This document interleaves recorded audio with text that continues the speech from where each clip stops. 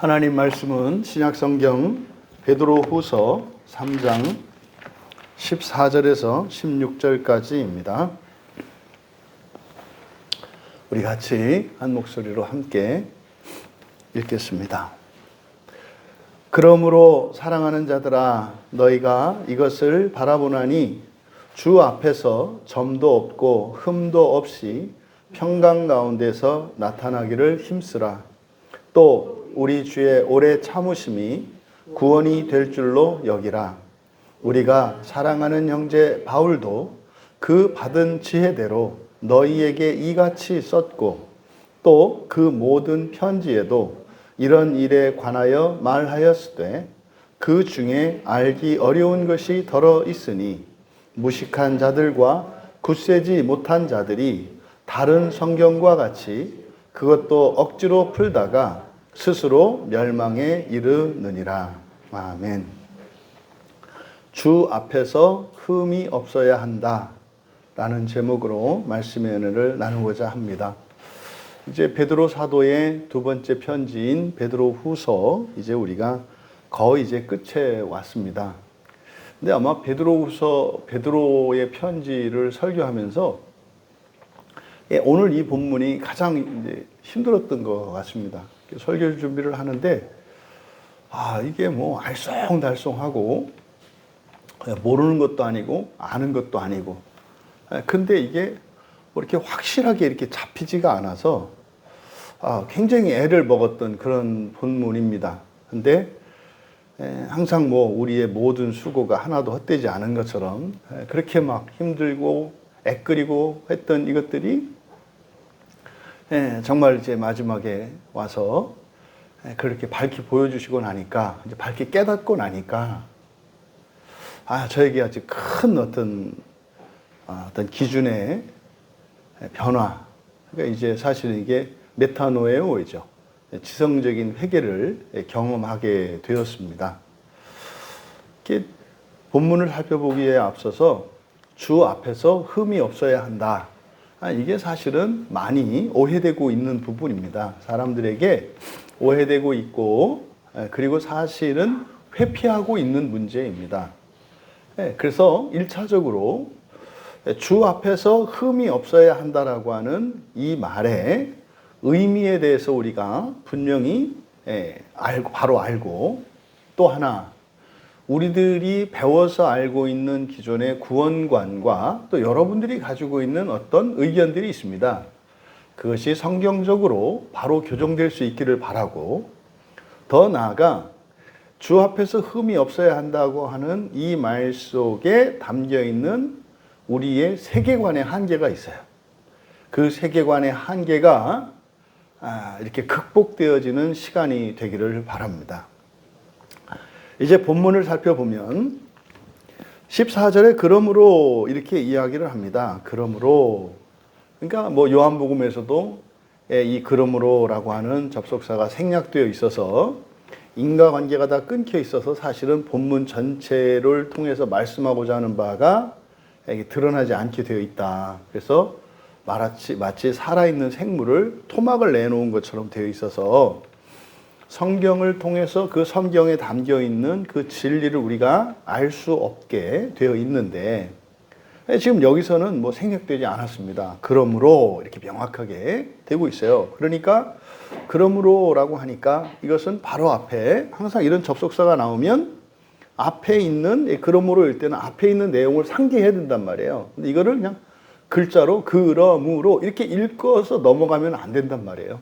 우리가 마음기경하는 이유가, 마음기경을 하면은 앞 뒤에 있는 내용들과 또 여러분들의 삶과 또 성경의 다른 것들과 여러분이 알고 있는 교리들과 이걸 이제 종합적으로 생각을 해서 이걸 정리할 수 있게 되거든요. 그러니까 여기서 그러므로 그랬으니까 바로 앞에 있는 내용 13절이 뭡니까? 우리는 그의 약속대로 의가 있는 곳인 새하늘과 새 땅을 바라본다. 여기서 우리는 그리스도인을 말합니다. 거듭난 사람을 말해요. 그러니까 예수를 믿는 신자를 말해요. 여러분이 이렇게 교회 나오는 분들을 말해요. 우리가 여기 지금 모여 있습니다. 금요일 밤에 이렇게 모였어요. 왜 모였습니까? 바로 우리가 새하늘과 새 땅을 바라보기 때문이에요. 그걸 좀 더 구체적으로는 조금 더 첫째 부활이죠. 첫째 부활로 천년왕국의 그 하나님 나라에 선착하기 위해서 있는 거예요. 여러분들이 왜 하루 사회생활을 하시면서 신앙의 양심을 따라 그리고 여러분의 양심을 배반하지 않고 왜 정직하고 성실하게 살아가야 돼요? 우리는 바로 새하늘과 새 땅을 바라보는 것이고 더 나아가서 거기서 첫째 부활로 들어가기 위해서 모든 것이에요. 모든 것이. 여러분들이 왜 여러분의 일터를 단순히 그냥 여러분이 그 생계대책으로 하는 이렇게 용역을 제공하고 거기에서 어떤 대가로 받는 그 일터, 여러분의 그게 뭐라 그랬습니까? 그게 행음이라 그랬어요. 음행한다라고 하는 것이 이게 성적인 용어가 아니라 그때 당시에 돈을 지금처럼 뭐 직업이 다양하지 않단 말이에요. 그때는. 그래서 음행하다라고 하는 이 말의 핵심은 뭐예요? 사람을 도구나 수단으로 여기는 것을 성경에서 음행이라고 그래요. 근데 그때 당시에 사람을 도구로 삼고 수단으로 삼는 게 뭐냐면 특히 여성들의 경우에 그때는 뭐 노동할 기회가 없어요. 돈 벌 수 있는 기회가. 그러면은요, 사람이 자기 몸뚱아리를 가지고 할 수 있는 것은 일을 하거나 아니면 어떤 성적인 이런 것을 가지고 돈을 버는 수밖에 없습니다. 그러니까 이거는 동서고금을 막론하고 나라가 힘들어지고 어려워지면 몸을 파는 일들이 일어나요. 이게 지금 우리나라는 먹고 살만하니까 이거를 마치 뭐 이렇게 얘기합니다만 여러분 우리나라의 조선시대에 실제로 역사 속으로 들어가 보면은 말씀드렸잖아요. 중간에. 한 여자가 두 남편, 세 남편 있는 것은 예사였어요. 그게 부도덕한 거거나 잘못된 게 아니에요. 왜요? 그렇게 안 하면 먹고 살 수가 없어요. 남편들이 일을 하려고 해도 땅이 있습니까? 뭐 소작농이라고 되는데 그것도 안 주죠? 뭘 어떻게 먹고 살아요? 다 굶어 죽는다고요. 그러니까요. 남자고 여자고 할 것 없이 도둑질을 하거나 그래서 강도들을 도둑들이 끊이지 않았던 거고요. 여성들의 경우에는 그래서 아예 대놓고 새 집을 살아요. 이렇게 새 집을. 그러니까 한 남자가 한 여자를 아내로 받아들이면은 그 여자의 인생을 책임져야 하거든요. 근데 그렇게 할 수가 없어요. 자기 혼자도 먹고 살기 힘든 거죠. 그러니까요. 그냥 공동 아내를 두는 게 우리나라 조선시대뿐만 아니라 그 과거 가난하고 힘들었던 시대에 그냥 그게 일상이었단 말이에요. 그걸 절대로 거기에 어떤 도덕적인 명분을 제공하거나 그렇게 이런 이야기가 아니라 사람이 먹고 살기 힘들어지면 별의별 일들이 일어날 수 있다는 걸 말씀드리는 것이고 성경에 음행한다라고 하는 이 말은 단지 어떤 성적인 타락이나 이런 것을 말하는 게 아니라 사람이 먹고 사는 도구나 수단으로 타락하는 것 이것을 음행이라고 한다고요. 사람은 하나님의 형상으로 지음받았기 때문에 한목적적인 존재고 창조할 자로 태어난 거예요.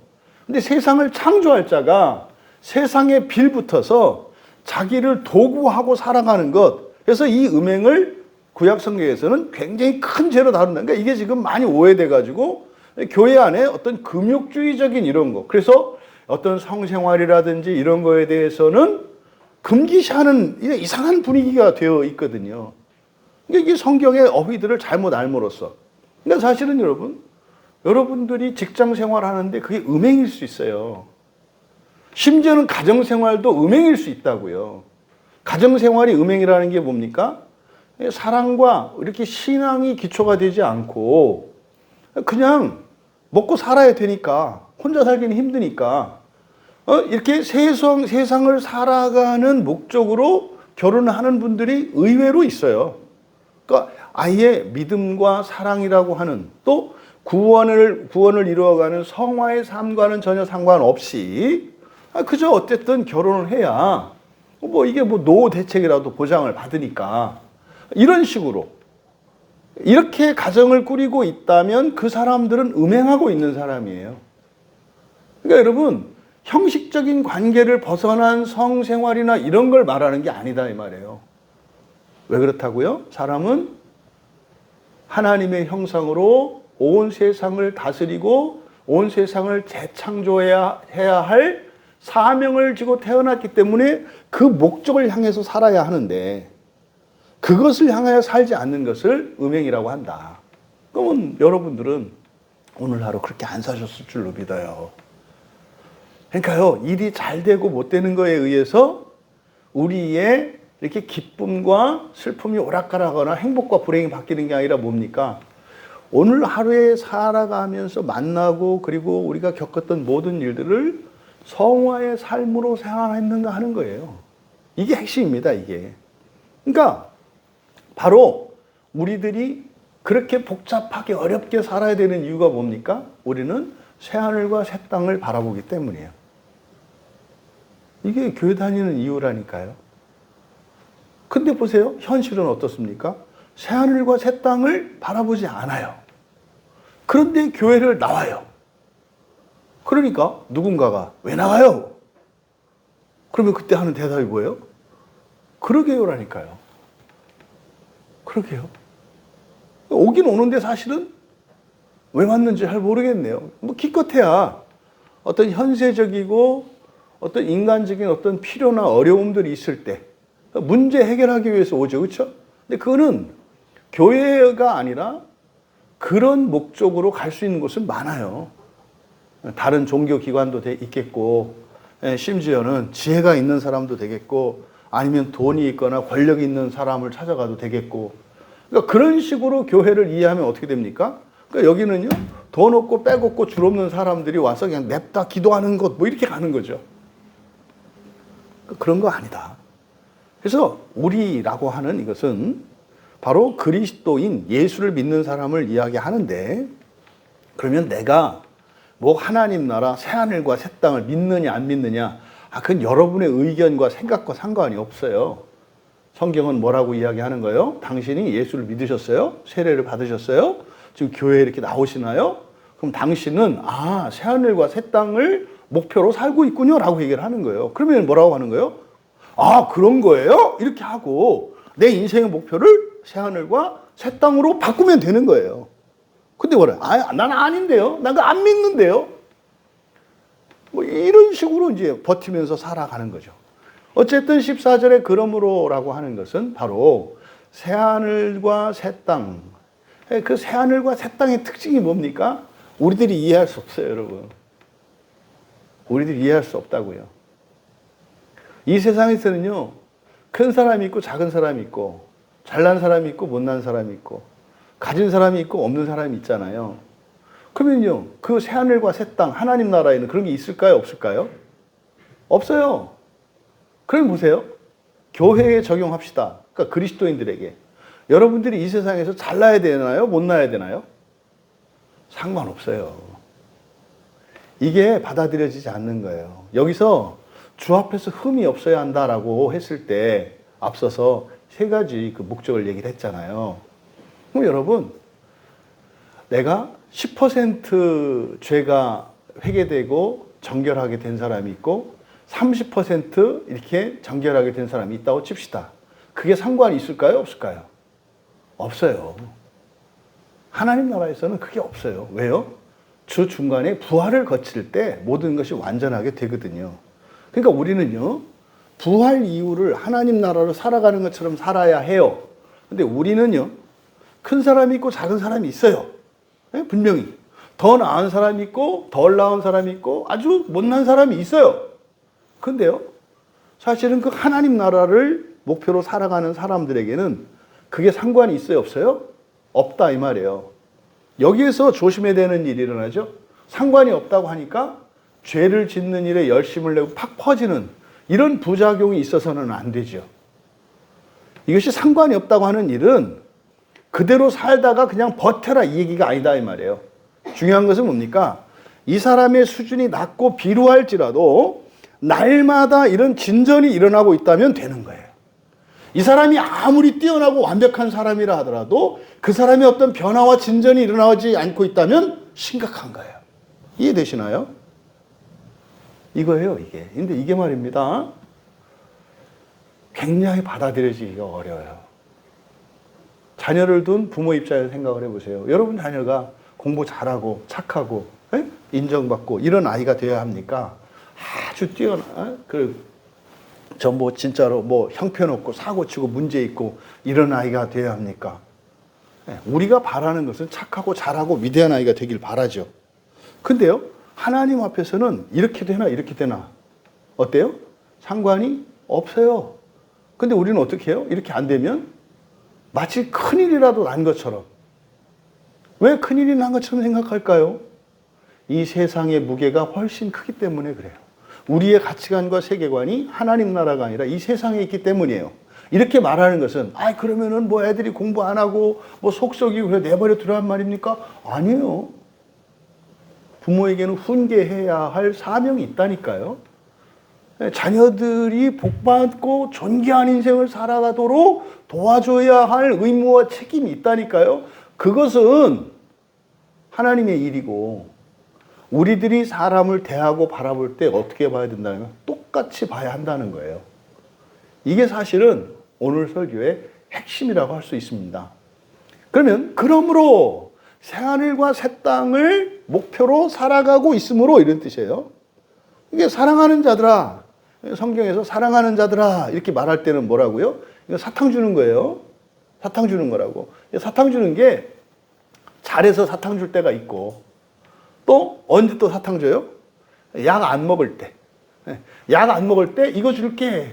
그래서 대부분 사랑하는 자들아라고 할 때는 이 사도의 애끓는 마음. 근데 거기에는 사실은 뭐가 있어요? 염려가 있어요. 왜요? 말 안 들을 것 같거든. 사탕을 이렇게 꺼내. 그러면 이거 꺼내는 거는 사실 사탕을 꺼낼 때 뭐 생각해요? 이걸 먹으면은 우리 애기가 좋아하겠네. 뭐 이렇게 이걸 꺼내는 거 아니잖아요. 꺼내면서 이제 속으로 요거에 넘어와서 약을 먹어야 될 텐데 이렇게 돼 있지 않아요? 그러니까 사랑하는 자들을 할 때는 요 마음이 있단 말이에요. 근본적으로는 사랑이잖아요. 근데 지금 당면한 인식에서는 뭡니까? 염려와 걱정이 있어요. 안 먹을 것 같다 이 말이야. 사탕을 줘도. 그래서 그러므로 사랑하는 자들아. 그러니까 이렇게 얘기했을 때 새하늘과 새 땅을 목표로 살아가잖아 우리가. 그러므로 사랑하는 자들아. 사실은 진의는 뭡니까? 니들은 왜 그렇게 살아? 이런 거죠. 그거 아니잖아. 뭐 이런 거죠. 그러니까 그러므로 사랑하는 자들아. 너희가 이것을 바라보나니 여기서 이것이라고 되어 있습니다만 이것을 앞에서 13절에서 이야기한 새 하늘들과 새 땅을 말하는 거예요. 그러니까 다시 한번 강조하는 거죠. 그러므로 너희들이 그걸 바라보고 살잖아. 그러니까 이것을 너희들이 바라고 있기 때문에 또는 바라보고 있다면 이건 이제 분사구문으로 보아서 바라보나니 이렇게 되어 있습니다만 이게 이제 분사구문으로 보았을 때 그러므로가 있으니까 그러므로 사랑하는 자들아 너희가 이것들을 바라보고 있다면 뭐 해야 된다는 거예요? 이게 명령문인데 우리말 성경으로는 힘쓰라 그랬잖아요. 힘쓰라. 여기 이제 힘쓰라가 앞에서 우리가 살폈던 단어입니다. 이게 여기서 힘쓰다라고 이제 번역을 했습니다만 이 스푸다조가 서두르다, 빨리 하다 뭐 이런 거예요. 예를 들어서 뭐 열차 시간이 정해져 있는데 시간이 얼마 안 남은 거예요. 지금 막 출발해야 뭐 놓치지 않고 아슬아슬한 거예요. 그때 어떻게 합니까? 전력을 다하죠. 모든 거를 막 전력을 다하지 않습니까? 그래서 막 그래가지고 요게 스푸다조예요. 그러니까 스푸다조 안에는 힘쓰는 것도 있어요. 전력을 다하는 것도 있어요. 근데 빠뜨리면 안 돼요. 할 건 해야 돼요. 근데 초점은 뭡니까? 서두르는 겁니다. 이게 사실은 종말에 대한 임박한 종말을 생각하며 살아가는 성도들의 마땅한 삶의 자세를 요 스푸다조라고 합니다. 이 스푸다조는 그래서요.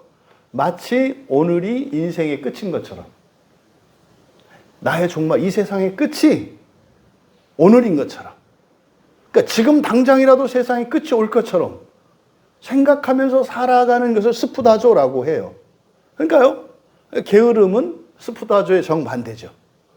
게으름은 뭡니까? 내일로 미루는 거거든요. 그래서 여기서 힘쓰다라고 할 때 이걸 그냥 단지 힘쓰고 노력하고 애쓰고만 하면 안 된다.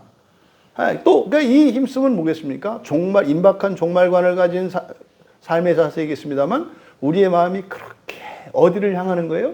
새하늘과 새 땅을 향하는 거예요. 이 세상은 좀 그만 살고 싶다. 응? 아무 사람도 없어. 나 혼자야. 그러면요, 이 세상 미련 하나도 없어.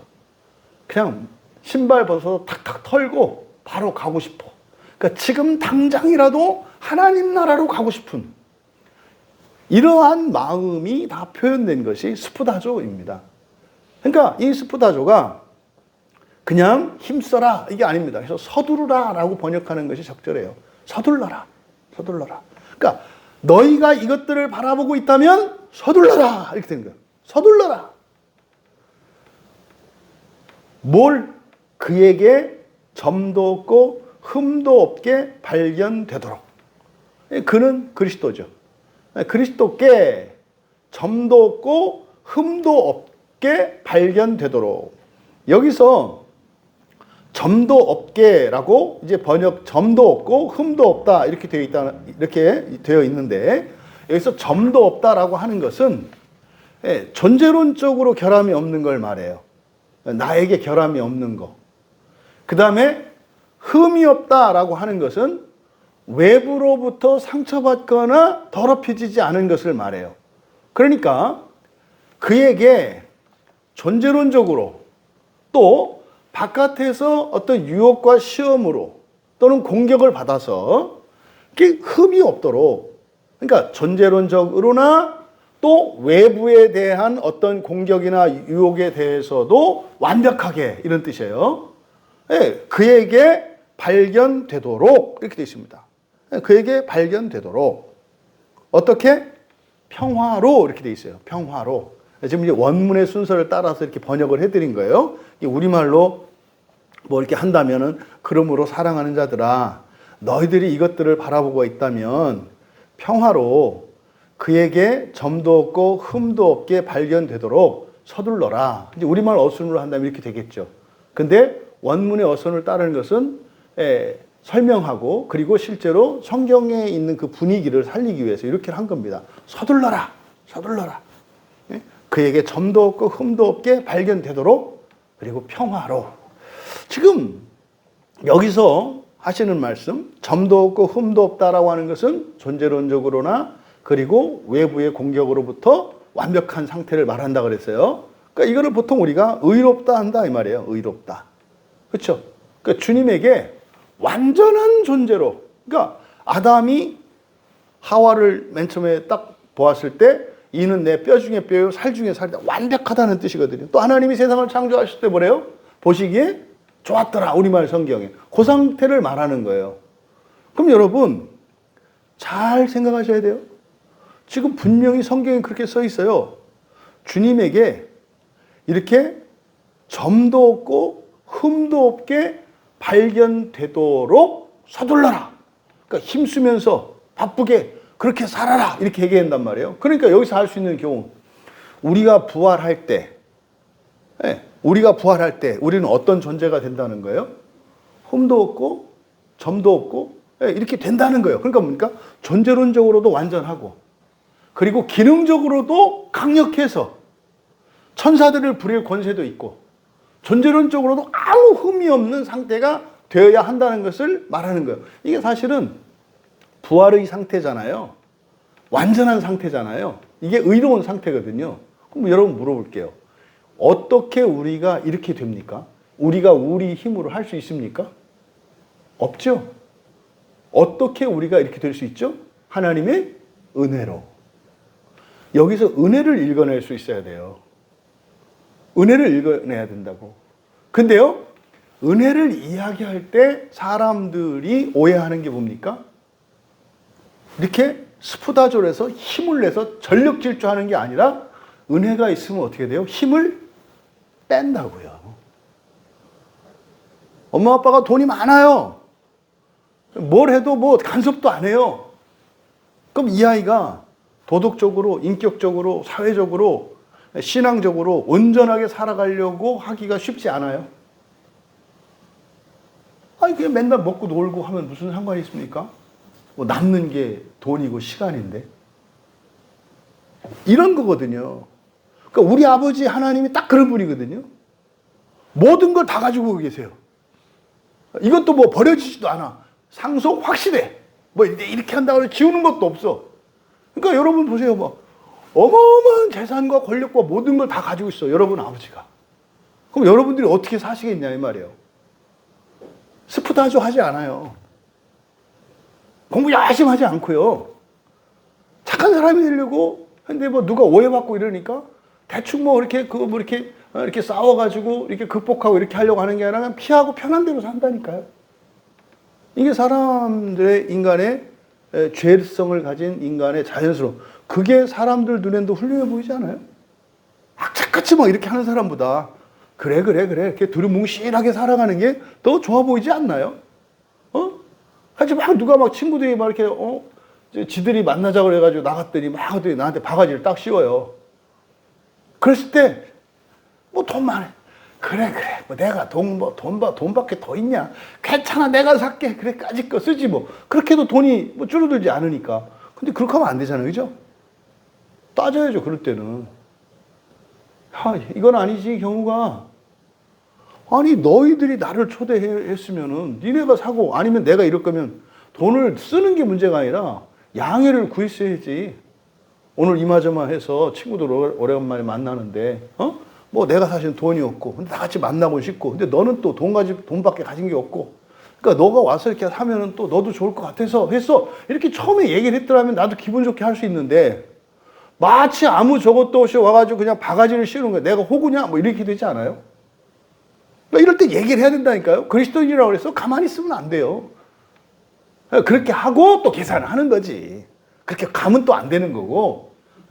그렇게 하고 할 말은 하고 또 돈은 쓰고 내가 한 거 기분 나쁘게 하지 말고 야 친구들아 다음부터는 나 돈 많은 거 알잖아. 그거에 그냥 신경 쓰고 미안해 하지도 말고 그냥 나 불러줘. 괜찮으니까. 언제든지. 뭐 그냥 전교생 모아도 괜찮아.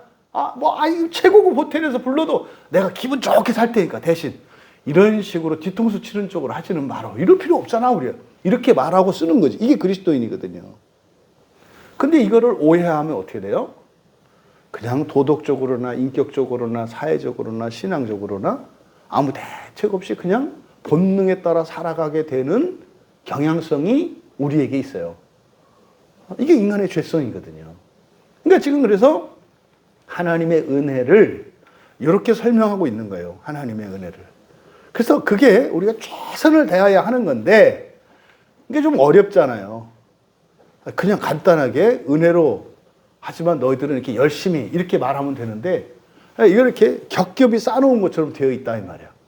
지금 여기서 말씀하는 내용 바로 주님에게 점도 없고 흠도 없게 발견되어야 한다라고 하는 이 사실에서 해석을 해내야 된다고. 이게 중요한 거예요. 이걸 읽고 그걸 해석을 해내야 된다고. 여러분들은 제가 설명했으니까 그거를 그냥 그런 거구나 이렇게 하면 안 되고 여러분이 이 성경을 읽으면서 맞네 이렇게 돼야 된다고 사실은. 이게 여러분 것이 돼야 된다 이 말이에요. 이게 지금 은혜에 대한 얘기라고? 그러면 어떻게 됩니까? 열심히 살지만 내가 은혜를 잊은 채 내 힘으로만 살려고 해서 이렇게 힘들었고 이게 지금 딱 목요일날 목요 나눔할 때 나왔던 주제예요. 열심히 사는 분들이 늘 죄책감과 그리고 막 그 힘듦 때문에 막 고생을 해요. 왜 그래요? 본인들이 독수리 오형제라서 지구를 지키고 있고 구원을 해야 된다고 생각을 하니까. 근데 지금까지 인생을 그렇게 살았으니까 잘한 거예요. 그죠? 근데 그렇게 해서 오늘이 있는 게 아니거든요. 오늘은 어떻게 있는 거예요? 하나님의 은혜로 있는 거거든요. 이것을 지금 설명하고 있는 거다. 거기에다가 평화로 그랬어요. 평화로. 그럼 보십시오. 바로 주 앞에서의 완전함. 주 앞에서 점도 없고 흠도 없어야 되고. 근데 이게요. 평강 안에서 전치사 n이 사용되고 있기 때문에 평강 안에서 뭐 이렇게 번역할 수도 있습니다. 우리말 성경에는 평강 가운데라고 번역한 거예요. 근데 이것은 은혜에 대한 설명이기 때문에 이게 바로 이거는 평강, 평화에 대한 설명입니다. 그러니까 이것은 전치사 n을 도구로 보아서 평화로 이렇게 돼요. 평화로. 이거 뭡니까? 스푸다조 하라 그랬어요. 어떻게? 완벽하게 되도록. 근데 완벽하게 될 수 없어요. 완벽하게 되는 것은 사실은 주님의 은혜로만 되는 거예요. 근데요, 주님의 은혜로 된다는 것을 알면서도 우리는 불완전한 상태니까 우리 마음속에 불안함이 있어요, 없어요? 있죠. 평화롭지가 않아요. 그래서요, 평화로라고 한 것이에요. 그러니까 평화로. 그러니까 여러분들이 좀 부족하고 모자라고 그 좀 덜 된 것 같다 할지라도 뭐 해라? 평강을 유지하라는 건데, 이 평화라고 하는 이것은요, 바로 앞에 13절에서 바로 약속으로 말미암는 평화예요. 우리가 새하늘과 새 땅을 바라보는 것은 바로 무엇 때문입니까? 주님의 약속 때문이에요. 그러니까 주님의 약속이 우리에게 이미 주어졌어요. 뭐라고? 새하늘과 새 땅이 너희들의 것이라고. 그러니까 우리 거예요. 그러니까 그거는 변함이 없어요. 이건 변함이 없다고. 그러니까 부활은 어느 누구에게도 변함이 없어요. 그러니까 새하늘과 새 땅에 흔히 말해서 사람들이 이야기하는 그 종말론적인 구원은 모든 사람들이 거기에 들어가요. 이거는 왜요? 하나님의 계획, 하나님의 약속 때문에 그렇게 된 것이기 때문에 된다 이 말이에요. 그래서 이거를 평화로라고 말한 것이다. 그러니까 지금 14절에서 말씀하고자 하는 바는 뭡니까? 새하늘과 새 땅에 들어가는 것을 목표로 살아가는 신자들은 어떻게 살아야 된다?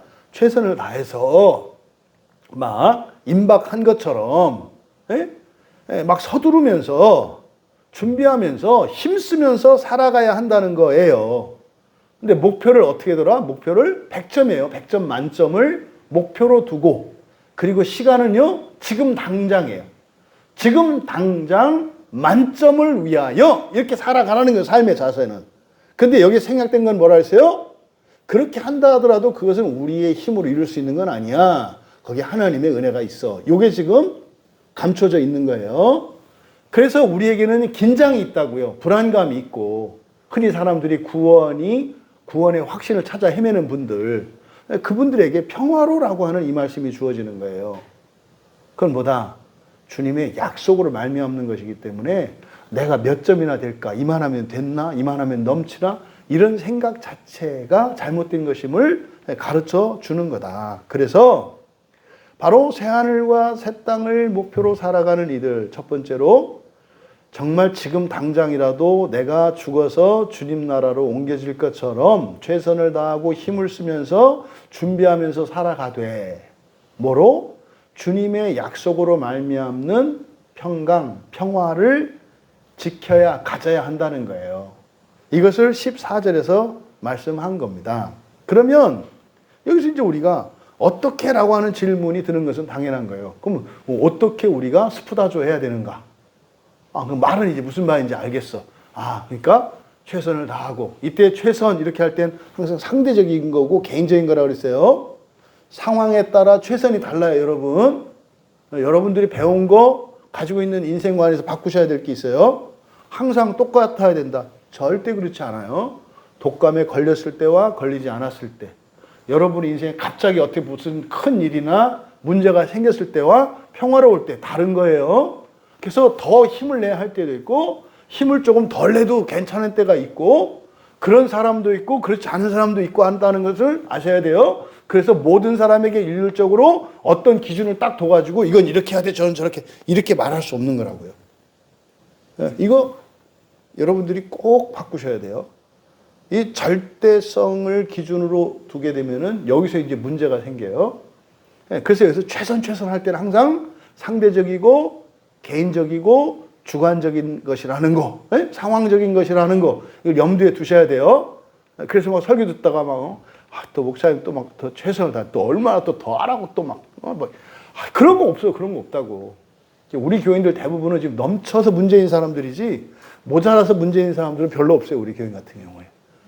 그래서 반대로 가야 돼, 반대로. 자, 어쨌든, 그러면 어떻게 그렇게 해야 되는가? 은혜로, 평화로, 평강으로, 이게 끝나면 안 되잖아요. 그렇죠?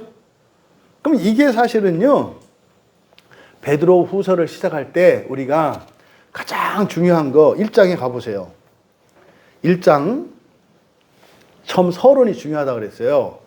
3절에서부터 7절까지 다시 한번 옛 기억을 상기시키면서 1장 3절에서부터 7절까지 같이 읽겠습니다.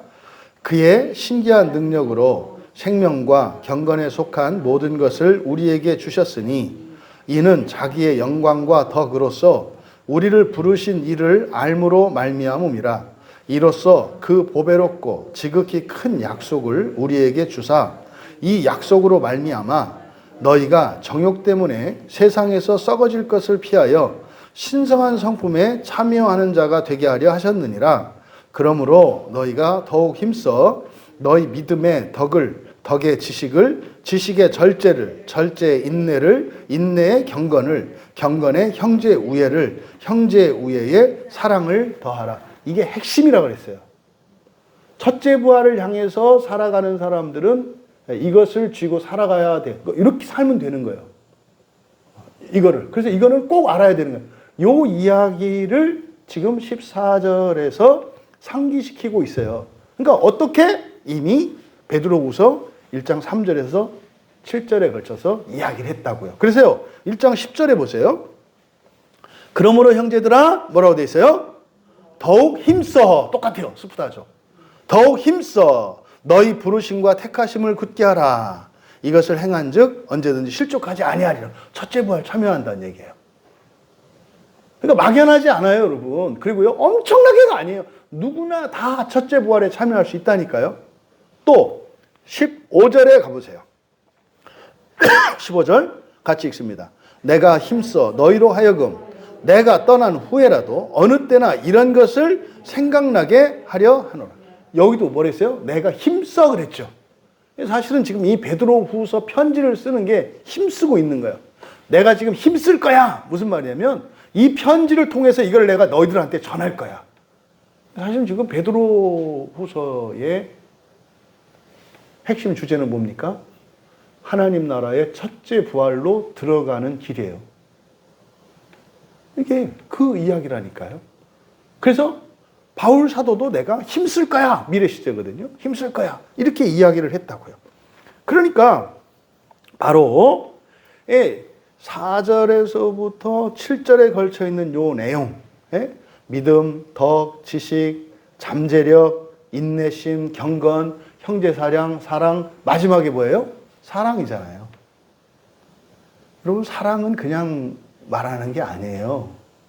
사랑은 마지막 부활의 상태를 나타내는 말이에요.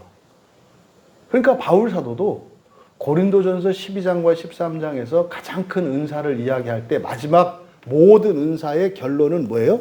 사랑이에요. 똑같은 얘기예요. 베드로 사도도 그러니까 이 사랑은 그냥 사랑을 말하는 게 아니라 이 사랑의 완성이라고 하는 것은 구원의 완성이고 부활의 완성이고 연합을 나타내는 거예요. 이게 똑같은 말씀을 지금 이렇게 하고 있는 거다. 이게 바울 사도께서 에베소서 4장 1절에서 3절의 내용도 보면 여기서 이제 힘써 지키라는 말이 나오거든요. 제가 읽어드릴게요. 그러므로 주 안에서 갇힌 내가 너희를 권하노니 너희가 부르심 받은 일에 합당하게 행하여 모든 겸손과 온유로 하고 오래 참음으로 사랑 가운데서 서로 용납하고 평안의 매는 줄로 성령이 하나 되게 하신 것을 힘써 지키라. 비슷하지 않아요? 같은 말이에요. 이렇게 하면 되는 거예요. 이렇게 하면. 또 히브리서 4장 11절에서 13절. 히브리서 4장 11절부터 이렇게 돼 있어요. 그러므로 우리가 저 안식에 들어가기를 힘쓸지니. 저 안식이 뭘 얘기하는지 아시겠죠? 첫째 부활이에요. 하나님 나라 들어가는 걸 말해요. 그래서요. 누구든지 저 순종하지 아니하는 본에 빠지지 않게 하려 함이라. 하나님의 말씀은 살아있고 활력이 있어 좌우에 날선 어떤 검보다도 예리하여 혼과 영과 및 관절과 골수를 찔러 쪼개기까지 하며 또 마음의 생각과 뜻을 판단하나니 지으신 것이 하나도 그 앞에 나타나지 않음이 없고 우리의 결산을 받으시리에 눈앞에 만물이 벌거벗은 것 같이 드러나느니라. 지금 여기 이제 히브리서 4장 12절 말씀이 많이 오해되고 있는 말씀이죠. 네? 여기서 하나님의 말씀은 살아있고 활력이 있고 이거 뭐 한다는 얘기입니까? 성령은 너의 마음속으로 지은 죄까지 다 알고 있다는 얘기예요. 이 말씀을 갖다가 무슨 뭐 성령의 능력 이렇게 그 능력은 나를 심판하시는데요. 티끌 하나, 죄 하나도 놓치지 않고 다 보고 심판하신다는 내용이에요. 아, 여러분, 하나님의 말씀은 살아있고 활력이 있어서 막, 이걸 어떻게 하냐면, 뭐 하나님 말씀이 뭐 이렇게 도와주고 이렇게 도와주는 게 아니라 당신 확실하게 심판받는다는 얘기예요. 문맥을 전혀 이해하지 않고 이렇게 말도 안 되게 이렇게 보는 거죠. 그러니까요, 히브리서 4장 13절의 말씀이나 지금 여기서 베드로 사도께서 그에게 점도 없고 흠이 없게 나타나게 되는 것, 요거를 히브리서 4장 13절에서 그렇게 얘기한 거예요. 만물이 벌거벗은 것 같이 드러날 거기 때문에 그 앞에 나타나지 않는 게 없기 때문에 어떻게 된다는 거예요? 흠이 없어야 된다고요. 존재론적으로나 권능으로나 흠이 없어야 한다는 것을 말한 거예요. 이어 15절에 또 우리 주의 오래 참으심이 구원이 될 줄로 여기라. 바로 이 하나님의 오래 참으심, 주의 오래 참으심이라고 하는 이 주제는 초대교회에서 굉장히 뜨거운 주제였어요. 왜냐하면 여기서 오래 참으심, 주의 오래 참으심이라고 하는 것은 뭐냐면 사람들이 볼 때는 주님의 약속 불이행이에요. 약속을 안 지키는 걸 말하는 거예요. 여기서 오래 참으심이라고 하는 것은.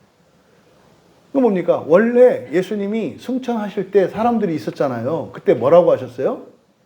오겠다고 그랬어요, 금방. 오겠다고 그러셨다고요. 너희 중에는 죽음을 보지 않을 자도 있다. 그 말씀을 오해하는 바람에, 우리들이 다 죽기 전에 오시는 거구나, 이렇게 생각을 했다고요. 그러니까 최소한 100년 안에는 오시겠네. 뭐 100년이 아니라 사실은 몇십 년 안에 오시겠네. 이때는 기대 수명이 짧을 때니까. 20, 30년 안으로 오시겠네라고 이 사람들은 생각을 한 거예요. 예수님이 그렇게 약속을 했다고 이 사람들은 생각한 거예요. 근데 웬걸 30년, 40년, 50년, 60년 됐는데도 예수님이 안 와. 그러니까 여기서 주의 오래 참으심이라는 것은 긍정적인 의미가 아니에요. 여러분이 누군가 약속을 했는데 3시간 동안 안 와요. 연락도 없이. 그거를 주의 오래 참으심이라고 얘기한 거라고. 누가 참았어요? 주님이 참았어요? 우리가 참았어요? 우리가 참았지. 그래서 이거를 그렇게 얘기한 거라고. 그러니까 뭐요? 약속 불이행입니다. 약속 불이행. 그러니까 이게 초대교회 당시에 사실은 뜨거운 논쟁이에요. 오늘날도 마찬가지예요. 주여, 어떻게 이 나라가, 이 세상이 이렇게 악하고 타락했는데 어찌하여 오지 않으시는 겁니까? 왜 심판하지 않으십니까? 지금 산에 가면 기도하는 사람들 많아요. 지금 나라를 위해서 기도하는 분들. 주여 어찌하시렵니까? 이런 분들. 놀라운 것은 성령이 한 분이시라는 거예요. 놀라운 것은. 지금 일어나는 이런 사태들을 보는 비관적인 시각이 있고, 이걸 긍정적으로 보는 시각이 있는데, 하나님이 우리나라의 부정부패들과 내적인 모순과 연약한 것들을 다 드러내서 싹 정화시켜서 새 시대의 새 일꾼으로 준비시키시는 과정이라고 응답받는 분들이 점점점 늘어나는 것 같아요. 목사님들 중에 이제 동일한 말씀들을 하는 분들이 점점점 늘어나요. 그러니까 개인적인 생각이 아니라 그렇잖아요. 우리가 팍스 코리아나를 위해서 기도했잖아요. 그렇죠? 뭐 우리나라가 전 세계 제국이 되겠다 뭐 이런 거 아니란 말이에요. 패권 국가가 돼가지고 뭐 그거 아니잖아요. 우리 뭐 하겠다는 거예요? 섬기겠다는 거거든. 우리나라가 진짜로 섬기는 게 뭔지, 미국이 제국이 돼서 섬기는 게 아니라 이제는 진짜로 패권 국가가 되려고 지금 트럼프가 막 하고 있잖아요. 이거 망조예요. 그 앞에 있던 게 뭡니까? 영국이 그랬다고요. 영국이 해가 지지 않는 나라 해가지고 어떻게 해요? 뭐 이게 다스리고 권세를 부리려고 했는데 망하잖아요. 로마가 그랬다고요. 똑같아요. 근데 우리는 팍스 코리아나 할 때 이 팍스 코리아나는 대제국으로서 세계를 다스리겠다가 아니라니까요. 우리는 어떻게 하겠다? 밑에서 섬기겠다는 거라고요. 하나님이 찾으시는 나라예요. 이 시작으로 저는 느껴지고 자꾸 확실히 더해져 가고 곳곳에서 이런 목사님들에게도 같은 그런 깨달음이 이렇게 느껴지는 걸 보고 한 분이신 거예요. 이걸 느껴요. 근데 지금 여기서 주님의 오래 참으심, 여러분을 이것을 개인적으로 적용하면 여러분이 너무 힘들어. 그럴 때가 있었잖아요.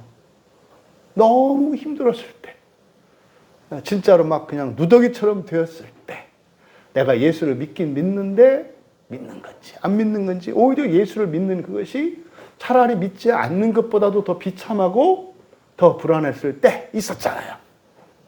뭐 없었을 수도 있고. 전이 있었어요.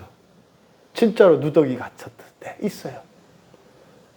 근데 그때도 사실은 하나님의 오래 참으심이 있었던 거죠. 그러니까 우리들 개인적으로 주의 오래 참으심이라고 하는 것은 여러분이 깊은 고통과 고난과 슬픔에 빠져 있을 때예요. 이게 주의 오래 참으심이라고. 그러니까 이 오래 참으심 그랬으니까 경어를 써서 이렇게 했으니까 이게 우아한 것 같지만 사실 누가 참는 거라고요? 우리가 참는 거라고. 우리가 우라통 터지는 거라고. 저같이 이제 못된 청년은 그냥 교회를 떠났죠. 저는 주님만 참고 나 안 참겠다고 난 떠났고, 또 착한 사람들은 함께 참고 이렇게 그런 거죠. 그러니까 이 사실은 주의 오래 참으심이라고 하는 이 말이 개인적으로는 굉장히 힘들고 고통스럽고 막 혼란스럽고 이런 거거든요. 왜? 이해할 수 없을 때거든요. 그러니까 이것이 초대교회뿐만 아니라 기독교 역사와 우리 개인의 삶 속에서도 이 질문이 있다 이 말이에요. 그런데 그 오래 참으심을 무엇으로 여기라는 겁니까? 구원으로 여기라는 거예요. 이게 생각을 요하는 문제예요. 오래 참으심은 무엇을 위한 거다 말하자면 구원을 위한 거다라고 얘기를 하는 거예요. 여기서 여기다라고 하는 이 말이 헤게오마이라는 뜻인데 이게 헤게모니라는 말이 여기서 파생되거든요. 이 헤게오마이는 성경에 여기는 이제 여기다, 간주하다 이렇게 번역을 했습니다만 고린도후서 9장 5절에서는 생각하다라고 번역돼요. 그래서 성경에 여기다 또는 생각하다 이렇게 번역되는 말입니다. 그런데 이렇게만 번역되는 게 아니라 이건 단지 어떤 지성의 작용으로서 생각을 의미하는 게 아니고요. 1차적으로 이 헤게오마이라고 하는 말은요. 이끈다는 뜻이에요. 이끈다는 뜻이라고. 헤게모니가 뭐예요? 이게 패권이거든요. 그래서 이 헤게오마이가 마태복음 2장 6절에 베들레헴에서 메시아가 날 것에 대한 예언에서 다스리는 자 할 때 이 다스리는 자로 번역된 게 이 헤게오마이의 분사예요. 헤게오마이. 그리고 예수님께서 누가복음 22장 26절에서 세상에 있는 모임과 이 교회가 어떻게 다른지 이건 사실 뭡니까? 지상과 하나님 나라 이 천국의 원리가 다르다는 것을 가르쳐 주는 거거든요. 그래서 교회의 중요한 원리를 가르쳐 주신 게 누가복음 22장 26절에 나오는데 그건 뭐냐면 교회에서는요. 큰 자는 어린 자와 같고 다스리는 자는 섬기는 자와 같아야 된다 이 말이에요. 이게 이제 우리나라 조선시대 때 기독교가 맨 처음 들어왔잖아요. 그때는 반상의 차별이 있었죠. 양반하고 상놈은 같은 공간에 있을 수도 없었어요. 밥을 같이 먹는 건 말도 안 되는 거죠. 근데 교회에서 이게 난리가 났잖아요. 그 주인이 자기 머슴을 전도해서 교회 데리고 왔어요. 그 둘이 같이 예배를 드려요. 그뿐입니까? 실제로 둘이 그 소래교회에서 장로 후보가 됐어요. 그 주인하고 그 종이. 여러분, 이거는 상상도 할 수 없는 얘기. 무슨 말이냐면 여러분 회사에 그 직원이 있어서 여러분이 전도를 해서 데려왔단 말이에요. 근데 여러분 소유인 그 회사의 직원이 교회 와서 신앙생활 잘해가지고 둘이 똑같이 장로 권사 후보를 오른 거예요. 투표를 했는데요. 누가 됐어요? 종이 됐어요. 이게요, 말도 안 되는 일이에요. 이거는 국법을 어기는 일이거든요, 당시로는. 실제로 우리나라 유명한 선교사님이 세운 어떤 교회가 이렇게 해가지고 교회가 쪼개졌어요. 서울에 와가지고 어쨌든 북한에서 내려와가지고 서울에서 이건 별로 안 좋은 사례니까 교회 이름은 얘기는 안 할게요. 뭐 유명한 교회예요. 거기서 했는데 거기가 그렇게 된 거예요. 보니까 이제 막 그 노동자들, 가난한 사람들 또 특히 이제 뭐냐면 제일 신분이 우리나라 사람들에게 천시받는 직업이 옛날에 백정이었거든요. 도살장. 지금은 그 고깃집 그 유명한 그 사위 그 후보입니다. 돈 많이 벌어요. 그 옛날에는 천하의 그게 그런 거였거든요. 그 백정들이 그 동네에 백정들은 나병 환자들처럼 따로 모여 살았단 말이에요. 천민처럼. 청계천 요쪽에. 이 사람들이 뭐 너무 좋잖아요. 신분이나 이런 게 없어지니까 교회가. 이런 게 있다고? 저 어렸을 때도 백정들이나 대장간, 똥찌개 지는 분들, 이분들은 되게 놀림받았어요. 애들한테도, 어른도. 애들도 그런 분들을 막 놀렸다고요. 근데 교회에 우리가 뭐, 와, 예배를 같이 드린다. 그랬더니 이제 그 중에 양반들이 이제 있었는데, 이건 아니지 않느냐. 이제 이 사람들이 또 뭐 신앙생활 가난하고 힘없는 사람들이니까 더 열심히 하지 않겠어요? 왜 인정받잖아. 막. 열심히 해가지고 이제 이 사람들이 막 장로가 됐네? 그랬더니 이제 신분도 양반이고 이랬던 사람들이 이게 자존심 상하는 거예요. 그래서 교회가 쪼개졌어요. 이제 하나는 뭐 저기 이제 서대문 요쪽으로 가가지고 어떤 교회, 또 하나는 원래 있던 자리 거기에 또 어떤 교회, 되게 유명한 교회예요. 그 교회 분열은 뭐예요? 신분이 좀 높은 사람과 낮은 사람이 어떻게 암만 교회라고 하지만 그럴 수 있어. 이미 잘못된 거죠. 그러니까 그 교회가 속한 교단이 통합교단이에요. 통합교단 안에 그런 게 있어요. 그런 게. 뭐 죄송스럽긴 한데. 어쨌든 지금 여기서 이야기하는 지금 이 교회의 원리, 바로 예수님이 그 누가복음 22장 26절에서 가르쳐 주실 때 바로 그겁니다. 큰 자가 작은 자와 같이, 어린 자와 같이, 그리고 또 이렇게 섬기는 자는, 이렇게 지도자는 종같이. 이게 교회의 원리라고요. 그러니까 세상과 다르잖아요. 회사에서 여러분, 회사 사장이 직원들 같이 막 이렇게 그 직원들을 이렇게 떠받들면 어떻게 직원들이 일을 잘할 것 같아요? 그렇게 안 된다고요. 그 교회는 뭐 다를까? 똑같지?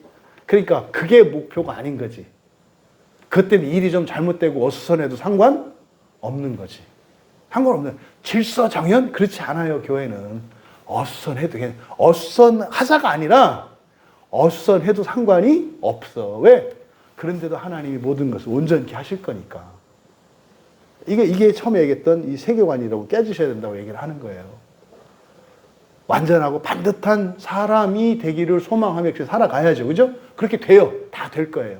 근데 현재의 상태로는 문제도 있고 뭐도 있고 뭐 괜찮다 이 말이에요. 중요한 것보다 살아있는가 계속 진전이 일어나. 이게 핵심이다. 그러니까 거기에 사용되는 단어가 바로 이 헤게오마이예요. 그러니까 이거를 주의 오래 참으심을 구원으로 여기라라고 할 때 이 헤게오마이라고 하는 이 단어를 썼어요. 그냥 다른 단어, 생각하라, 여기라, 여기다, 뭐 이렇게 할 수 있는 말이 많거든요. 주로 뭐 여기다 생각할 때는 뭐 로기조마이. 그렇게 생각해. 이렇게 써야 맞아요. 근데 여기는 헤게오마이라고 하는 이 단어를 쓴 것은 못 박는 거예요. 구원은, 다시 말해, 부활은 누가 하는 거다? 주님이 하시는 거다. 까불지 마요. 까불지 마. 그런 의도를 나타내기 위해서 헤게오마이라고 하는 단어를 썼어요. 그러니까 이거를 그냥 단순히 여기다 이렇게 하는 게 아니라 뭐예요?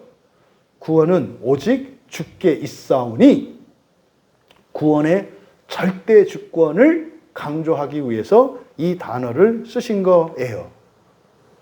그러니까 여러분, 주님이 늦게 오시는 것, 그것을 구원으로 여기라. 그러니까 바꿔 말하면 주님이 어제 왔으면 우리가 첫째 부활했을까요? 뭐 했을 수도 있고 안 했을 수도 있겠지. 근데 여러분은 했을지 몰라도 첫째 부활할 수 없었던 분들이 많았을 거예요. 어떻게 알아요? 어제 안 오셨으니까. 어제 오셨다면 첫째 부활할 사람들이 많았기 때문에 오셨겠죠. 나머지는 시간을 줘도 아무 소용이 없으니까 오셨겠죠. 근데 안 오셨어. 그러니까 뭐요? 아직도 정신 못 차리고 첫째 부활을 소망하지도 않고 첫째 부활에 들어가지 못할 사람들이 대부분이니까 안 오신 거다 이 말이에요. 왜 안 오셨느냐? 이거를 예수님의 문제가 아니라 누구의 문제다? 우리의 문제로 인식해야 된다는 것을 15절에서 말씀하는 겁니다. 그래서 여러분, 이게 베드로 사도만 그런 것이 아니라 뒤에서 말씀하잖아요. 우리가 사랑하는 형제 바울도 그 받은 지혜대로 너에게 이같이 똑같이요. 이같이 똑같이 썼다 이 말이에요. 똑같이. 근데 여기에 그 받은 지혜라고 그랬어요. 이 지혜는 바울의 지혜가 아니라 누구의 지혜요? 하나님의 지혜죠. 이건 뭐겠습니까? 사도행전 9장에서 나오는 다메섹 도상에서 예수님을 만났던 사건, 그리고 광야에 가가지고 광야에서 예수님으로부터 이렇게 개인 지도를 받았던 그 사건을 가리키는 거죠. 그래서 내가 전하는 복음이나 바울이 전하는 복음이나 뭐한다? 똑같은데 그는 누구의 지혜다? 예수 그리스도의 지혜다라는 것을 지금 15절에서 밝히는 겁니다. 그래서 그 받은 지혜대로 이같이, 그러니까 똑같이다 이 말이에요. 그럼 여러분 앞에서 바로 점도 없고 흠도 없이 라고 하는 이 완전함, 이건 사실 뭐에 대한 설명을 했어요? 은혜에 대한 설명을 했어요. 은혜. 주님의 은혜로 이렇게 된다는 거. 그 다음에 평강 가운데라고 번역되어 있는 이게 평화로. 이게 은혜와 평강이에요. 바울 서신의 거의 모든 서신의 인사말 처음 시작할 때 다 뭐예요? 하나님 아버지와 우리 주 예수 그리스도로부터 은혜와 평강을 구해요. 똑같아. 그러니까 이게 지금 그냥 은혜와 평강 이렇게 얘기를 하니까 그냥 형식적인 인사말로 안단 말이에요. 보통 그러대. 이거는 바울 서신에 나오는 형식 구절입니다. 이래서 그냥 바울은 편지 쓸 때 뭐 은혜와 평강이 너에게 있을지어다 이렇게 합니다. 그러니까 로마서 같은 경우 끝날 때도 이렇게 끝나거든요. 그러니까 여기서 은혜와 평강을 이야기할 때 베드로 사도는 놓치지 말아야 되는 게 뭡니까? 우리의 완전함이에요. 우리의 완전함. 평강을 얘기할 때는 뭐예요? 그리스도의 약속이에요. 그리스도의 약속과 하나님의 은혜, 절대 주권을 바울이 은혜와 평강이 너에게 있을지어다라고 얘기했던 거야. 그러니까 이걸 지금 풀어서 설명을 하시는 거예요. 그 다음 16절에 또 그 모든 편지에도 이런 일에 관하여 말하였을 때 그 중에 알기 더러운 것이, 이게 지금 많이 오해되고 잘못 이해되고 있는 본문이에요. 그 중에 알기 어려운 것이 더러있으니 무식한 자들과 굳세지 못한 자들이 다른 성경과 같이 그것도 억지로 풀다가 스스로 멸망에 이르는 게 완전히 번역이 잘못된 성경이에요. 이게 지금 요 베드로후서 3장 16절을 다른 교회들을 저주하고 정죄할 때 사용하는 본문이에요. 기가 막히잖아요. 지금 베드로 서신의 핵심은 첫째 부활과 하나님 나라고, 첫째 부활과 하나님 나라를 우리가 살고 있는 이 세상의 어휘를 가지고 사랑한다면 사랑과 연합이거든요. 그것에 지금 대단원이 되는 결론 부분에 있는 말씀인데 이걸로 뭘로 써요? 정죄하고 교회를 쪼개는 데 쓰고 있어요. 기가 막히지 않아요? 기가 막히지 않냐고요. 고치라고 약을 줬는데 이 약으로 독을 써요. 먹으라고 준 약을 갖다가 왜 눈에다가 물 타서 넣었냐고. 그러니까요, 교회 안에서 일어나는 뭐 상식적으로 이해가 안 되는 이런 일들, 이게 사실은 이게 영적인 일이거든요. 그러니까 지금 이 16절은 심각할 정도로 오해되고 있는 본문이에요. 그럼 여기에 먼저 그 모든 편지, 이건 누구겠어요? 바울 사도의 편지, 서신서를 말하는 거예요. 그 모든 편지. 그러니까 바울이 쓴 그 편지. 지금 이때는 성경이 아직 결정되지 않은 거니까 우리들로서는 이게 바울 서신을 말한다고요. 13권, 신약 성경에 있는 13권의 바울 서신을 말한다고. 그러니까 그 모든 편지, 그러니까 바울 서신에 이런 일들에 관해서 말했다. 이런 일들에 관해서 말했다. 근데 그 중에 알기 어려운 것들이 덜어 있으니 이렇게 말을 했어요. 그럼 여기서 그 중에는 그 편지들이겠죠. 그 편지들 안에는, 그러니까 편지들 안에 어떤 것들은 알기 어려운 디스 노에토스거든요. 디스가 어렵다라는 뜻이고요. 노에토스, 노에오, 누스 생각하다잖아요. 그래서 생각하고 깨닫고 이해하기 어렵다 이 말이에요. 그래서 인간의 이성으로는 이해하기 어려운 것을 말해요. 여기서 알기 어려운이라고 하는 것은 뭘 말한다? 사람의 이성으로는 다다르기 어려운 것. 그럼 딱 떠오르는 게 뭐겠어요? 하나님의 지혜예요. 하늘에 관한 거예요. 영적인 지식이에요. 이거는 사람의 지성으로 파악할 수 없는 거거든요. 그러니까 이거는 어렵다라고 하는 거, 이게 난이도만 가지고 얘기하는 게 아니다 이 말이에요. 그래서 이거는 뭐 신학자들 그런 게 아니라 이 세상에 가장 뛰어난 사람이라 하더라도 사실은 알 수 없는, 불가능에 가까운, 근데 또 알아. 그런 걸 어떻게 알아요, 우리가? 계시로 알잖아요. 계시로 아는 거예요. 그러니까 여기서 알기 어려운 것이라고 하는 이것은 뭡니까? 바울 서신서 안에는 바울이 생각해서 쓴 것이 아니라 뭐가 있다는 거예요? 하나님의 계시를 받아서 그냥 받아 적은 것도 있어 이 말이에요. 그러니까 이거는 이해할 수 있는 지식이 아니라 무슨 지식이에요? 믿음의 지식이에요. 믿음의 지식. 그러니까 믿음으로 받아들인 것들이 있다는 얘기예요. 이게 어렵다는 게 뭐 박사가 돼야 돼, 헬라어를 아예 이런 얘기가 아니에요. 그러니까 이건 영적 지식을 말하는 거라고. 그러니까 어려운 것들, 그러니까 어떤 것들은 이해하기 어렵다. 이거는 목사는 이해할 수 있고 교인은 이해 못하고 뭐 박사는 이해할 수, 이런 게 아니에요. 사람으로서는 거의 이해하는 게 불가능한, 하지만 가르쳐 주신 것이기 때문에 못한다고는 안 한 거다 이 말이에요. 어렵다. 어렵다는 건 뭡니까? 이것은 하나님의 계시에 의해서만 이해할 수 있게 되는 거예요. 그럼 그걸 우리가 어떻게 믿음으로 받아들이잖아요. 믿음으로 받아들이면 성령께서 믿음으로 받아들인 그 진리를 가지고 우리를 변화시켜서 이해할 수 있는 사람으로 바꾼다고. 이게 본성의 변화라니까요. 그래서 예수 믿으면 똑똑해지고요. 감성도 풍부해지고요. 의지도 굳건한 사람이 되고요.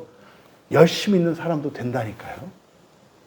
이게 바로 믿음의 그 신비의 지식으로 성령이 역사하시기 때문에 그런 거예요. 그 얘기를 하는 거예요. 그러니까 이거를 단지 뭐 이렇게, 그러니까 아유 당신이 뭐 유학도 안 갔다 왔는데 성경을 알면 얼마나, 이게 저한테 이제 그런 얘기 하는 분들이 있어요. 나는 뭐 저기 가서 뭐 칼빈에서 외민에서 박사를 했는데 그 얘기가 아니라고. 그 얘기가 아니라고. 바울 서신 안에 있는 어떤 것들을 이해하기 어렵다. 그것들을 뒤에 보면 이제 밑줄 치세요. 무식한 자들과 굳세지 못한 자들. 완전히 번역 잘못된 거예요. 이게 밑줄을 쭉 치세요. 이건 한 가지. 예, 하나의 관사 앞에. 그래서 무식한 자들과 굳세지 못한 자들이 아니라 뭐예요? 무식하고 굳세지 못한 자들이에요. 무식하기도 하고 굳세지도 못한 자들을 말하는 거라고. 그러니까 다른 분류가 아니에요. 무식한 사람들이나 굳세지 못한 사람들이 아니라 두 가지 동시에요. 왜? 하나의 관사에 붙어 있거든요. 그러니까 무식하고 굳세지 못한 자들 이렇게 되는 거예요. 그런데 이 단어도 오해하게 되어 있어요. 여기서 무식하다. 그럼 여러분 딱 떠오르는 게 뭐예요? 뭐 가방끈 뭐 이런 거 아니겠어요? 뭐 공부 잘하고 못하고 뭐 이런 생각이 딱 떠오르잖아요. 굳세지 못하자. 그럼 또 뭐요? 그렇지. 뭐 교회 맨날 안 나오고 약하고. 이렇게 가면 안 돼요. 베드로 사도는 이 세상에서 훌륭한 사람이 되라고 이 편지를 쓰는 게 아니라 뭐에 대해서 얘기하는 거라 했어요? 하나님 나라에 대해서 얘기하는 거라니까요. 그런 얘기가 아니라고. 아니, 거지 나사로도 첫째 부활에 참여하잖아요. 바리새인도 지옥에 가잖아요. 바리새인이 무식해요? 바리새인이 굳세지 않아요? 천만에요. 유식하고 굳건한 사람 하면은 바리새인이에요. 그런 얘기가 아니라고. 사도들이 유식해요? 천만에요. 그런 사람들이 아니에요. 이 사람들 정상적인 교육을 받은 사람들이 아니에요. 글자도 못 써가지고 대필시키는데. 뭘 유식해? 그런 개념이 아니라고. 그럼 여기에 무식하고 굳세지 못한 그랬잖아요. 그러니까 무식하다라고 하는 말이 마테스라는 말이에요. 아마테스. 그러니까 부정접도 아에다가 마테스가 합쳐진 거거든요. 이 마테스라고 하는 것은 만따노, 배우다라는 뜻이에요. 배우지 못한 상태를 말하는 거예요. 여기서 말하는 무식한 것은 배우지 못한 건데 뭘? 영적인 지식과 하늘의 계시를 말하는 거예요. 그러니까 여기서 배웠다라고 하는 것은 누구한테? 성령으로부터 영적인 지식을 배우지 못한 사람들을 여기서 무식한이라고 말한 거예요. 그러니까요, 부활과 같은 이런 신비의 지식을 성령으로부터 배우지 못한 사람, 그러니까 뭡니까? 믿지 않는 사람들이에요. 사람이 신이 되는 것이 부활입니다. 안 믿어요. 성경에 써 있는데 안 믿는다니까요. 이 사람들을 가리키는 말이에요. 가방끈이 짧고 지성력이 약 이런 얘기가 아니라고. 여러분들이 이 다음에 부활하면 온 우주를 재창조하고 이렇게 할 겁니다. 이런 거를 안 믿는 사람들을 무식한이라고 말한 거예요. 그러니까 이것은 무식하다라고 번역하는 것은 적절하지 않아요, 사실. 그래서 좀 완곡하게 아직 배우지 못하고, 이 정도로 아직 배우지 못하고, 이때 배우지 못했다라고 하는 것은 성령으로부터 하나님 나라 영적 지식에 관해서, 구원의 신비에 대해서 이렇게 여러분들이 이해하셔야 돼요. 그 다음 굳세지 못한, 이게 굳세지 못한이라고 하는 이 말도 스테리그마가 기초 토대거든요. 스테리그마가 거기 부정접도 아가 붙었어요. 그러니까 토대가 없는 이런 뜻이에요. 기초가 없는.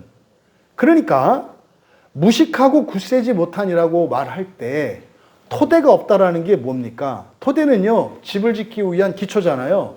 우리들의 모든 신앙의 기초가 뭐예요? 성경이잖아요. 하나님 말씀이라고요. 그러니까 여기서 굳세지 못하다라고 하는 이 말은 자기가 가지고 있는 확신과 자기가 가지고 있는 기준들이 하나님 말씀으로부터 말미암은 것이 아니라 다른 데에서 기원을 두고 있는 걸 말해요.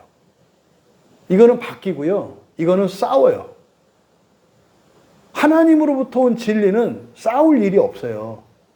진리를 가지고 이야기하면 점점점 진리가 더 빛나게 되어 있거든요. 그러니까 무식하고 굳세지 못한 자들이라고 번역되어 있는 이것은 결국 뭡니까? 성경과 성령과 관계된 말이에요. 성령의 음성을 듣지 못해서, 그리고 믿지 못하고, 성령의 음성을 듣지 못하는 사람들의 특징, 성령을 못 믿어요. 그 다음에 굳세지 못한이라고 하는 것은 뭐예요? 이거는 성경이 아닌 다른 근거로부터 가지고 있는 기준들을 말하는 거라고요. 그러니까 이런 자들, 그러니까 우리말 성경에 무식하고 굳세지 못한 자들이라고 하는 것은 이제 여러분 의미가 바뀌셨죠. 성경을 잘 모르고 상관없어요. 그거하고 전혀 상관없는 거예요. 어떤 분들은 첫째 부활을 믿거든요. 성경을 뭐 잘 한 번도 안 읽었고 교회 온 지 얼마 안 됐는데도 그걸 확 믿음으로 받아들이거든요. 그리고 성경에 맞네, 있네 이렇게 되거든요. 이게 안 되는 사람들을 말하는 거예요. 그런 사람들은 어떻게 해요? 여기서 성경 밑줄 치시고, 성경이라고 번역한 이 단어가 그냥 책이거든요. 책. 이 책이라고 하는 이 말을 주로 이제 그라페거든요. 그라페를 성경이라고 번역합니다만 이 그라페는 그냥 책이에요. 책. 그러니까 항상 성경으로 하니까 이게 이해가 안 되는 거예요. 그러니까 지금 여기서 말하는 것은 다른 책들처럼 할 때 이때 책들은 바울이 쓴 다른 편지 이렇게 얘기를 하는 거잖아요. 그런 게 아니고 이 그라페는 성경이 아니라 사람들이 쓴 책을 말하는 거예요. 지금 여기서 비교하는 거는 바울이 쓴 편지와 다른 사람들이 쓴 편지나 이런 책들을 비교하는 거라고요. 여러분, 사도들이 쓴 이 편지인 성경, 신약 성경과 다른 책들은 완전히 달라요. 어떻게 다르냐? 이것을 하나님의 계시를 담고 있기 때문에 인간의 이성으로 다 파악하려고 하면 큰 코 다쳐요. 지금 요 얘기를 하는 거예요. 다른 책들은요, 인간의 이성으로 파악해야 되는 거예요. 그래가지고요, 양준홍 박사가 백문이 불여일통, 100번, 책 한 권 100번 읽으면 깨우치지 못할 책이 있어. 그래, 냅다 읽는단 말이에요. 성경은요, 억만 번을 읽어도 인간의 이성으로 다 다룰 수가 없어요. 어떻게 하늘나라를 가보지 않고 알아요? 예수 그리스도, 거기에서 오신, 거기를 가본 자, 나 외에 아무도 없다. 듣지 않고서는 모른다 이 말이에요. 그러니까 지금 여기서 비교하는 것은 뭐다? 하나님의 말씀인 바울의 서신과 다른 책들을 지금 비교하고 있는 거예요. 그러니까 지금 여기서 다른 책들처럼 그 다음에 억지로 풀다 밑줄 주세요. 억지로 풀다. 억지로 푼다가 그냥 막 억지로 푸는 이런 개념이 아니에요. 여기서 억지로 풀다라고 번역된 단어가 스트레블로라는 말이거든요. 스트레블로. 이게 성경에 딱 한 번 사용된 단어들이에요. 무식한, 굳세지 못한, 여기 있는 것들이 잘 쓰이지 않는 단어들이에요. 그럼 여기에 억지로 풀다가라고 번역한 스트레블로는 테오트레포는 돌이키다, 회개하다라는 뜻이거든요. 여기에서 파생된 말이에요. 그러면 스트레블로, 억지로 풀다라고 하는 것은 이거는 말입니다. 되풀이한다는 뜻이고요. 이거는 왜곡한다는 뜻이에요. 그러니까 사실과 다르게. 무슨 말이냐면 성경은요. 땅에 대한 얘기입니까? 하늘에 대한 얘기입니까? 하늘에 대한 얘기예요. 그런데 이 성경을 하늘을 향해서 하늘을 목표로 하늘 얘기로 푸는 게 아니라 이거를 가지고 어떻게 해요? 하늘 아래 땅의 이야기로 풀어. 이걸 말하는 거예요. 억지로 푼다라고 하는 게 하늘 이야기를 땅의 이야기로, 땅의 말로 푸는 것을 말하는 거라고요. 이걸 왜곡하다 이렇게 해야 돼요. 왜곡하다. 왜곡하다. 그래서 이런 사람들은 다른 책들처럼 왜곡한다. 그러니까 성경을 그래서 인문학이래 하는 이런 사람들 다 그래요. 오늘날 목사들이 성경을 아니 사서삼경이나 동서양 고전이나 문학책을 읽듯이 성경을 읽어야 된대. 요게 지금 베드로후서 3장 16절에서 베드로 사도가 경고한 내용이에요. 인문학 웃기는 소리 하고 있네. 그렇게 하면 이렇게 된다고 말하는 거예요. 근데 그 사람들 그 결과가 뭐다? 스스로 멸망에 이르느니라. 프로스 그들 자신의 멸망이에요. 그러니까요. 성경을 다른 책들처럼 인간의 이성으로 해석하려고 했다가는 그거는 뭐 하는 길이다? 멸망을 자초하는 길이다라고 말씀한 거예요. 여러분 성경은요. 이 세상을 살아가는데 지혜롭게 하거나 행복해 하거나 잘 살게 하기 위한 책이 아니에요. 그거는 부수적인 효과예요. 표적으로 나타나는 효과예요. 성경은 말입니다. 하늘 위, 그저 대기권 위 정도가 아니라 3층천 위, 우주 너머 정도가 아니라 우주 너머에 있는 하늘 나라에 대한 이야기라고요. 뭐가? 성경이. 그런데 성경에 기초하지 않고 성경을 믿지 않는 사람들은 성경을 해석할 때 세상에 있는 사람들이 쓴 책들처럼 해석을 해서 사실과 다르게 왜곡한다는 거예요. 그 결과 하나님 나라 없어졌죠? 천년왕국 없어졌죠? 사람이 신이 되는 부활 없어졌죠. 베드로 사도가 이때 당시에도 그런 일이 있었다는 것을 말씀하는 거예요. 그러면 그런 점에서 볼 때 진전이 별로 없어요. 2000년 됐는데. 여러분 주 앞에서 흠이 없어야 한다는 거 기억하십시오. 그래서 마치 우리가 다 이루어야 할 것처럼 언제? 오늘 당장 이렇게 살아야 합니다. 종말론적으로 살아야 해요. 하지만 그렇게 해주시는 것은 주님의 은혜로 이루어지는 것임을 믿어야 합니다. 그리고 그 약속이 우리의 평화의 근거이어야 하는 거예요. 그러면 앞에 베드로 사도께서 베드로후서 1장 4절에서부터 7절에 걸쳐서 이야기했던 이 덕목을 따라서 우리가 살아가면 되는 거예요. 현재의 상태는 많이 모자랄 수 있다. 부디 이 말씀을 통해서 우리들이 그동안 성경에서 배우고 익혔던 첫째 부활과 하나님 나라를 목표로 살아가는 그것이 성경에서 우리에게 말씀하는 딱 한 가지 목표요. 확실한 소망인 것을 다시 한번 확인할 수 있었으면 좋겠습니다. 그게 예수님이 천국이 가까웠느니라, 회개하라, 하나님 나라가 가까운 이 말씀을 이렇게 풀어서 이야기하고 있는 거예요.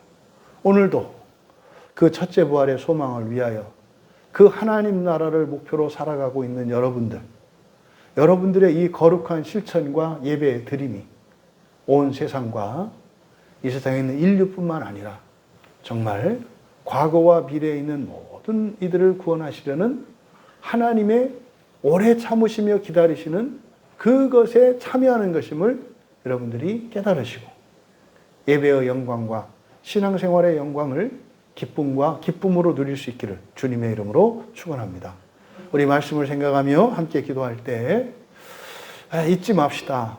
주님 앞에 설 때 우리는 흠이 없게 될 것입니다. 근데 그것은 주님의 은혜로 이루어지는 것입니다. 하지만 우리 각자는 각자의 형편에 따라서 또 각자의 처지에 따라서 최선을 다해야 합니다. 중요한 것은 성경을 기초로 해야 한다는 것입니다.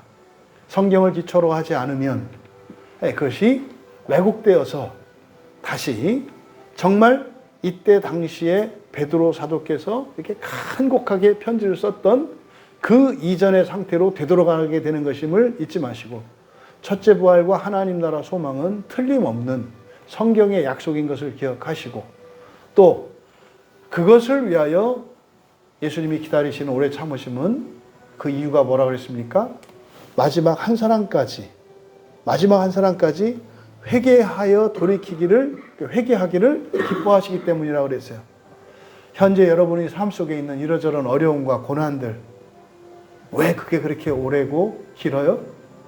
마지막 한 사람까지 구원하시고자 하시는 하나님의 뜻 안에서 이루어지는 일.